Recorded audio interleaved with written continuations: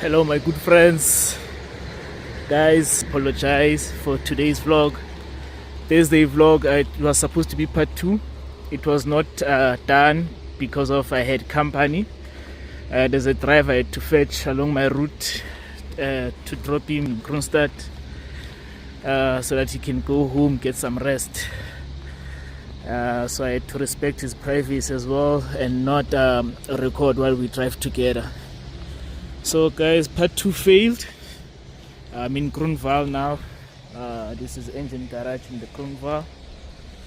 So now we're just gonna do a short trip to the truck stop, and then we shall continue tomorrow 4 a.m. to the customer in Germiston.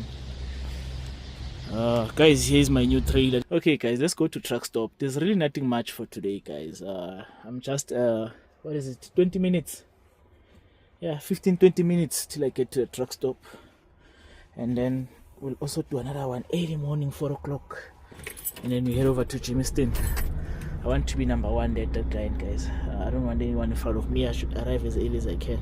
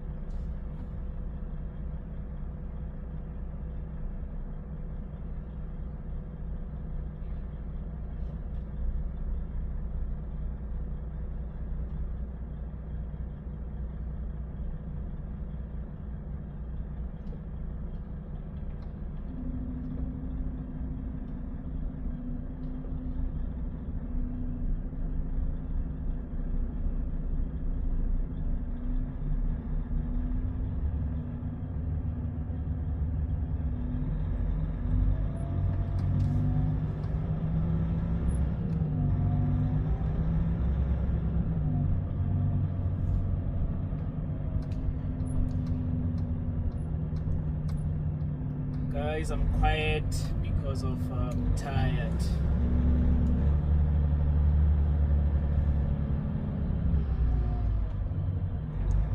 It's been a long journey for me. Cape Town to Gauteng, guys, not a child's play. But anyway, I love the route. It's my favorite route. You know, traveling from Cape Town to JHB. I'm also going to Durban because we get paid by the kilometer. So the longer route we get, you get to make more money. Now my wish if I could load back to Cape Town. Yeah, we also go from Mpumalanga to Cape Town as well. You know, those are the type of routes that I love. As exhausting as they are, but you know, they're worth it at the end. At the month end, they're very much worth it. And N1 route is it's a fuel-friendly route, you know, special for trucks. We don't get to use a lot of diesel to get a bonus for saving fuel.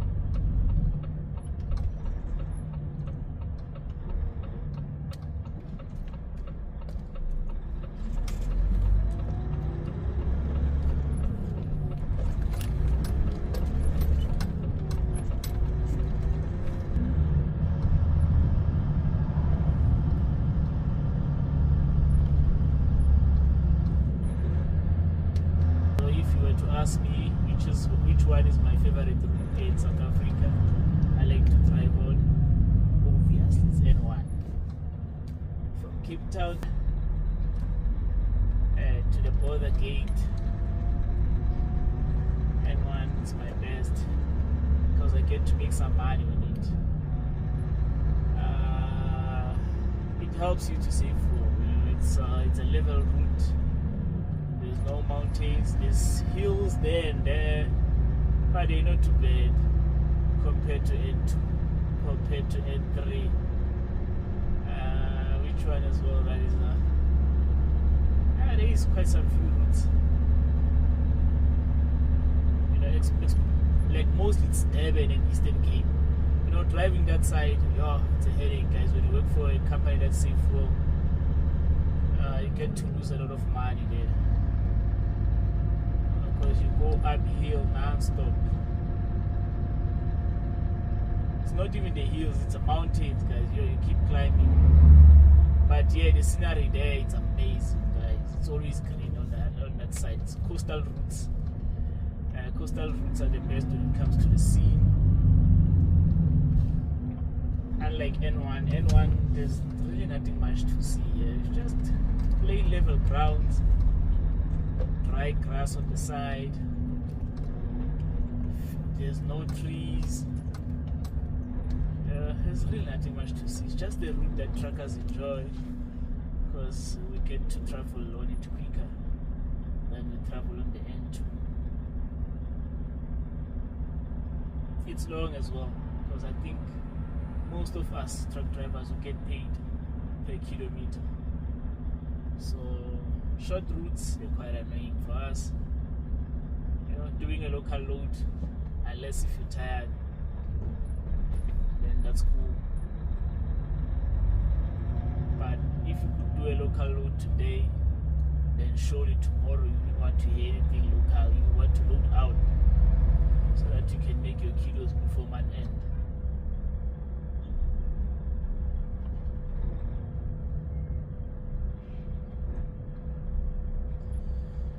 Oh, boy. Just quite a long one. Oh, guys, last night I slept at Beaufort West, so I drove 500 and something. I think 520 k's before I could sleep. I think I arrived at 1 a.m. Thursday morning, early morning. I slept there and then I woke up at 8 o'clock. What? Almost at 3 o'clock. I woke up 8 a.m. Took a shower. I think I left truck stop around about 8:45 or 9 o'clock in the morning.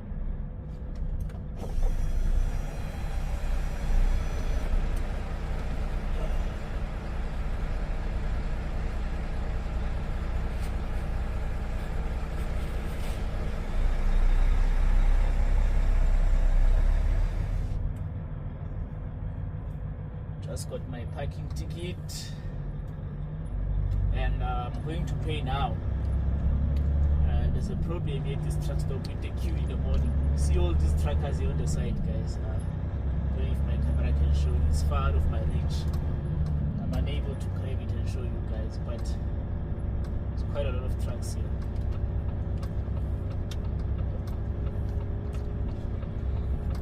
I see one of my colleagues there.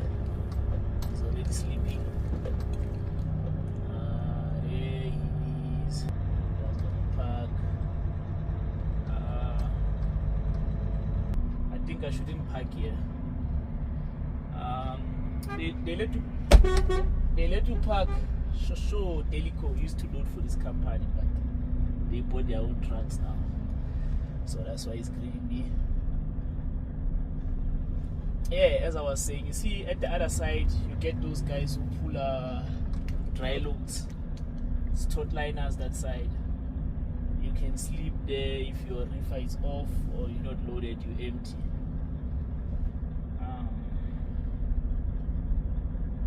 Okay, I'm going to move here, guys. I'm going to move at this spot. I won't be parking here because there's still a lot of trucks coming. What time is it now?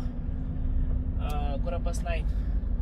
So there's still quite a lot of trucks coming, and they're coming with frozen loads. So I think I should enjoy the benefit of this dry load. Yeah. So I'm going to move here, but first let me just go pay for my parking, so that early in the morning I just wake up, hit the road.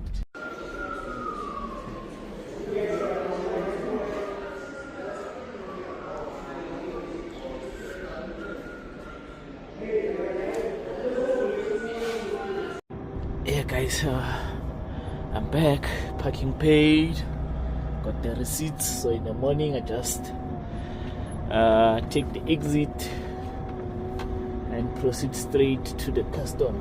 I will park with these big guys over here. Let me try.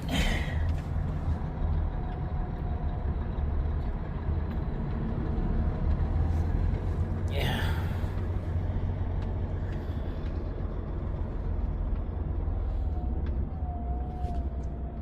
Yeah, I can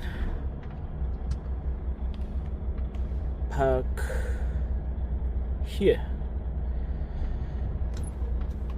Yeah, it's going to be a nice cozy sleep. So yeah, guys, that's it for tonight.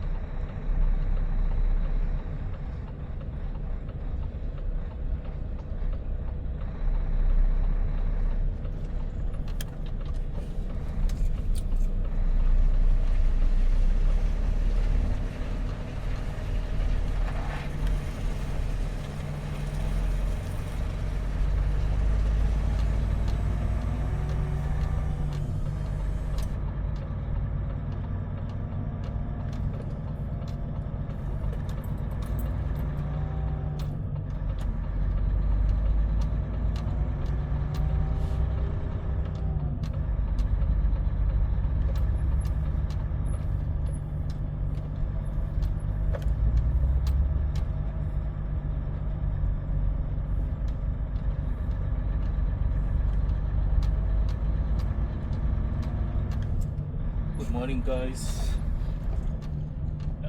It's Friday, 4 a.m. in the morning, and we are about to hit the exit hard. I need to be need to be empty. I need to be empty as early as possible today so that I can get the load that I will offload on Monday.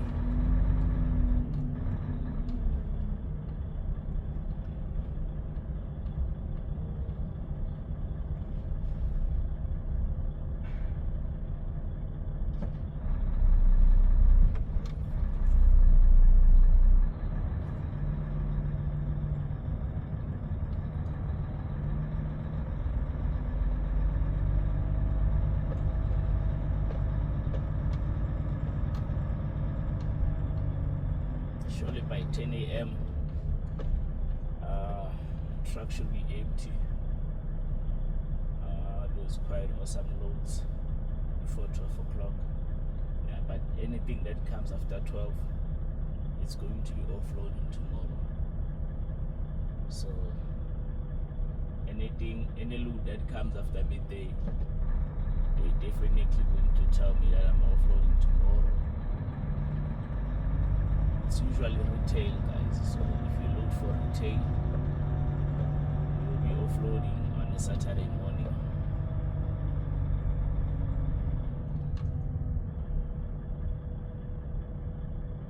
So I'll be very much pleased if they can offload me as quick as I can. Actually, if I could arrive there before everyone else. I don't know how many of us are going to offload there. But it's a warehouse, so surely there's got to be another truck.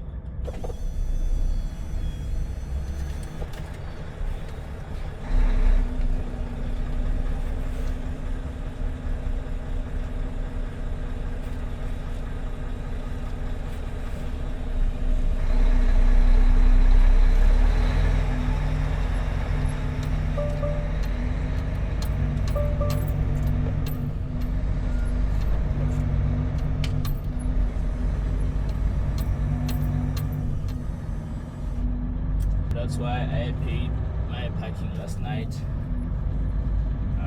because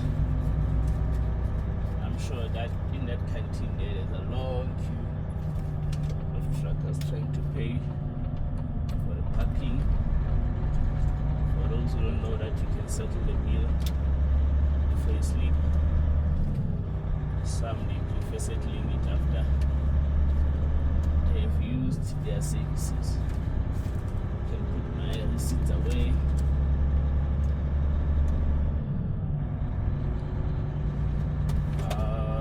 R59 N1, R59 N1. Which one should I use? Which one should I use?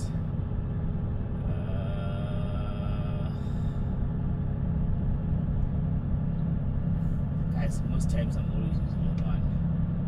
But let me see. It's much. It's a little bit short. Maybe the difference is like 5 kilometers. Okay, let's take R59. Because I checked the navigation. The difference is 5 kilometers. Let's try R59. It's been so very long. Been avoiding this year.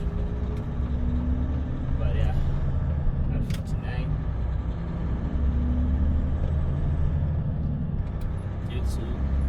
It will get us there quicker than N1. I'm gonna use N1 this afternoon. Surely I should be getting a Cape Town load, or maybe if not Cape Town, Gqeberha. It used to be Port Elizabeth, or maybe I should be getting Combo City. It's now known as East. It used to be known as East London. It's now known as Combo City.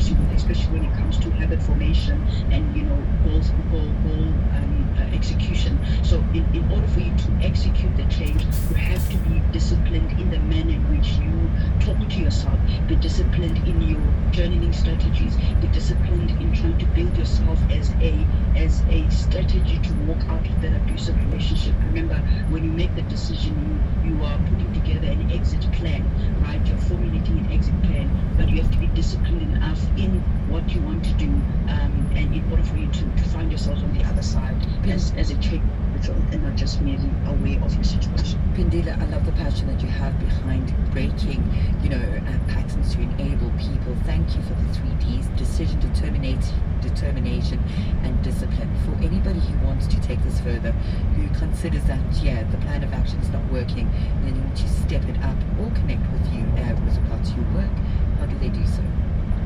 Thank you for that, Angela. They can contact me on info@kindlindemande.co.za. I'll give out my mobile details, and it's Kindlindemande on all social media platforms. Thank you so much. There's no change if there's no action.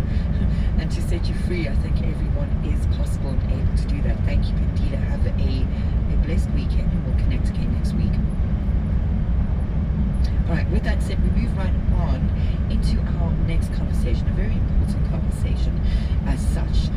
We received communication as part of our Women's Month programming. We look beyond the celebration of, obviously, recognition of the everyday issues affecting women, right? And including access to health care, dignity, and essential medication being one of them. We received a message from Wendy Weyer Henderson, a SFM listener living with Parkinson's disease in Somerset East in the Eastern Cape. Now, Wendy's experience raises a bigger question for thousands of South Africans living with chronic conditions. What happens when you depend on medication to manage your condition, but the healthcare system cannot provide it? Wendy needs a specialist care and chronic medication for Parkinson's disease, and her journey to access specialist care in Gqeberha can begin as early as 3 a.m. where she travels to a local hospital to catch hospital transport at approximately 5 a.m. with the journey taking around 2.5 hours. Now, once there, she may have to queue for her file, wait at neurology, wait to see the neurologist, and spend hours at the hospital, sometimes in her wheelchair. On one occasion, Wendy says she was given the wrong appointment date and travelled all the way to Gqeberha, only to discover that the neurologist was attending to a ward. On another visit, she says she spent the entire day waiting with around 30 other patients while her file was eventually reached. There was no copy of her latest prescription. Only a 2019 prescription listing was one of the medicines she currently takes. She therefore received only one of her medicines. More recently, Wendy is allowed to send her caregiver to collect a 6-month prescription instead of making the journey herself. Her caregiver left at around 4 a.m. and this hospital transport was delayed. So when Wendy then checked with her local municipality or hospital pharmacy, was told that both her Parkinson's medicines were out of stock and locally, and according to information received, they were also unavailable at the hospital. For someone living with a chronic condition, this isn't simply an inconvenience. It raises questions about medicine availability, rural healthcare, supply chains, patient rights, communication, medical records, and accountability. So this is our conversation this morning, empowering not only you as a listener, but understanding the full system and what needs to be done and who needs to be accountable. Now you can join us in the conversation. Share with us whether you've had similar experiences within your different provinces, your city or town, and what you've encountered with regards to hopefully resolving it, or what any questions you have for our two guests joining us this morning. The WhatsApp line is 0614-104-107. Now we have two guests on the line to talk to us about this.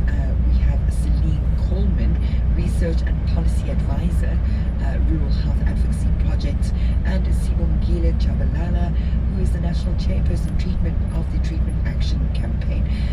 Good morning to both of you, Celine and Sibongile. An important conversation, and I'm really grateful that you're joining us in on this. Welcome to it.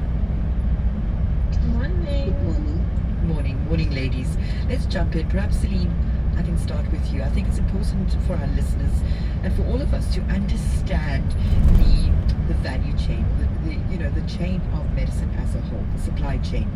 Where does it usually break down? Or, maybe we should begin to understand the procurement, the supplies, the distribution, or the health facility itself. When could a breakdown occur, and what is your knowledge surrounding the shortage of medicine within the different provinces? So there's no single point where all of this is kind of going wrong. Right. It can be procurement, it could be the suppliers, it could be provincial distribution, it could be the facility manager, staffing. There's so many different points where this could happen, and in some cases it could even all be happening at the same time. Right. So sometimes, for example, like tenders are delayed, suppliers could be out of stock, they couldn't deliver. Sometimes suppliers haven't been paid by the provinces.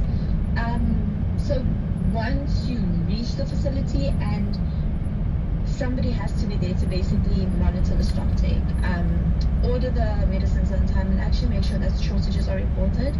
But what we see in some rural clinics is that responsibility or that oversight might actually be sitting with a nurse who's already overstretched, or is trying to provide patient care, who actually just doesn't have time to sit and do this. So it would lead to stockouts. So when the patient arrives and hears like your medicine isn't available, that may actually just be like a final outcome to a problem that happened much further up in the system, Right.